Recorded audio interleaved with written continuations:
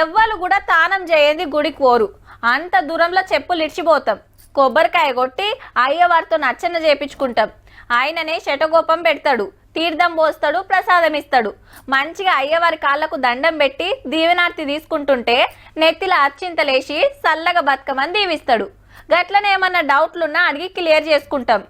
గుడిలా అయ్యవారంటే అంత గౌరవం చూపిస్తాం. అయితే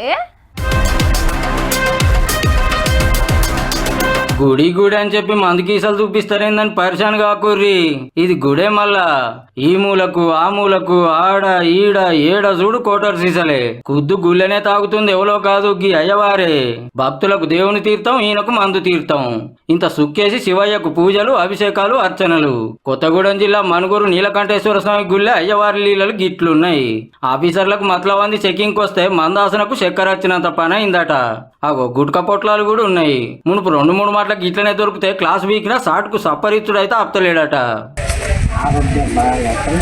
ఆరోగ్యం బాగాలేకపోతే వైద్యం చేయించుకోవాలి, మందులు వేసుకోవాలి. ఈ మందు తీసుకుంటే మీరు అర్చకత్వానికి పనికిరారు. గర్భగుడిలో పెట్టి మందు తాగమన్నారా డాక్టర్? పానం బాగా లేకుంటే మెడికల్ షాప్ల మందులు వాడాలి కానీ వైన్స్ లో మందు వాడితే ఎట్లా స్వామి?